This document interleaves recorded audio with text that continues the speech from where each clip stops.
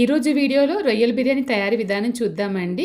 కడాయి పెట్టి ఆయిల్ వేస్తున్నాను, నెయ్యి వేస్తున్నాను, గరం మసాలా దినుసులు వేసి అవి వేగిన తర్వాత సన్నగా తరిగిన ఉల్లిపాయ ముక్కలు వేసి కొంచెంగా సాల్ట్ వేసి బాగా ఫ్రై చేయాలి. ఉల్లిపాయ ముక్కలు మంచి బ్రౌన్ కలర్ వచ్చిన తర్వాత అల్లం వెల్లిపాయ పేస్ట్, పుదీనా, కొత్తిమీర వేసి బాగా ఫ్రై చేయాలి. ఇవి బాగా వేగిన తర్వాత సన్నగా తరిగిన టమాటోలు, శుభ్రం చేసి ఉంచిన ఒక 1 కేజీ రొయ్యలు వేస్తున్నాను. కారం, ధనియాల పొడి, గరం మసాలా, కొంచెంగా రుచికి తగినంత సాల్ట్ కూడా వేసి పెరుగు వేసి బాగా కలపాలి. బాగా కలిపిన తర్వాత ఇప్పుడు దీంట్లో ఒక లెమన్ అయితే వేస్తున్నానండి. వేసి మళ్ళీ పుదీనా, కొత్తిమీర, పచ్చిమిర్చి వేసి బాగా కలిపి మూత పెట్టి ఒక 5 నిమిషాలు మగ్గనివ్వాలన్నమాట.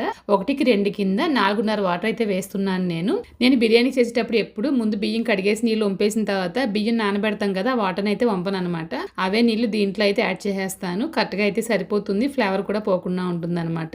ఇంకా నీళ్లు పోసి ఎసరు మరిగిన తర్వాత నానబెట్టి ఉంచిన బాస్మతి రైస్ వేసి జస్ట్ వీడియోలో చూపిస్తున్నట్లుగా కలిపేసి ఎక్కువ మంటలో 8 నిమిషాలు, తక్కువ మంటలో దమ్ చేసి ఒక 10 నిమిషాలు ఉడికించారంటే ఎంతో టేస్టీగా, చాలా సింపుల్ గా నా స్టైల్లో రొయ్యల బిర్యానీ తయారైపోతుంది. మీరు కూడా ట్రై చేయండి, చాలా బాగుంటుంది అనమాట. మరి ఇటువంటి ఈజీ అండ్ రెసిపీస్ కోసం మన ఛానల్ ఫాలో అవ్వడం మర్చిపోకండి.